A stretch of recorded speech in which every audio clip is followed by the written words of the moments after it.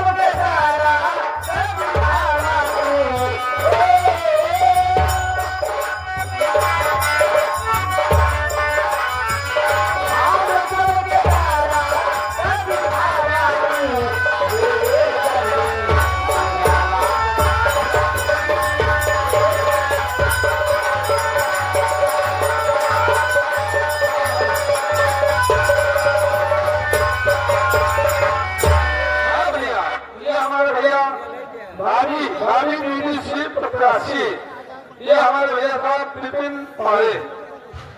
पांडे, हाँ विपिन पांडे भैया, ये हमारे भैया 20 रुपए का पुरस्कार हम लोग इस बार की तरफ से हमारे श्रीमान फिर से नाम मानव श्रीमान फिर से हमारे राजेश यादव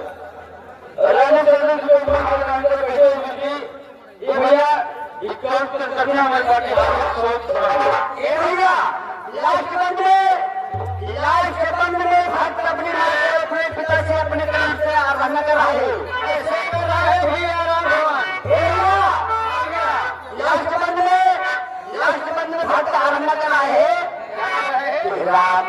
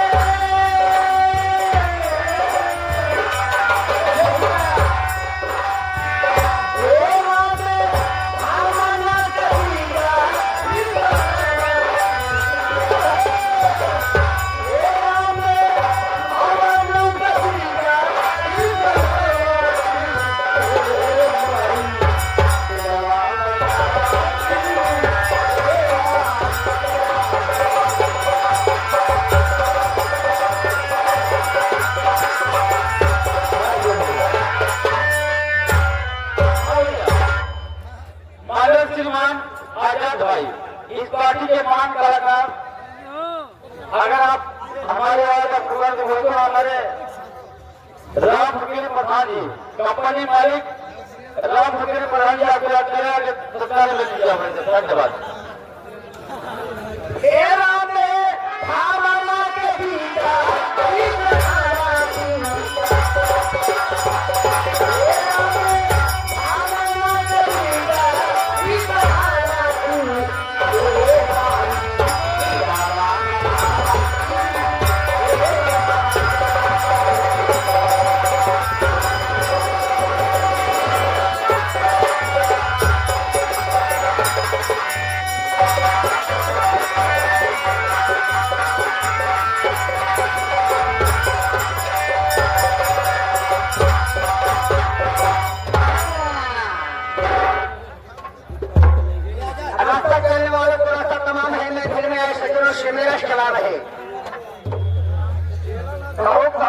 तुम्हारा क्या काम है? बंदा जानता है ड्यूटी सुबह से लेकर शाम है।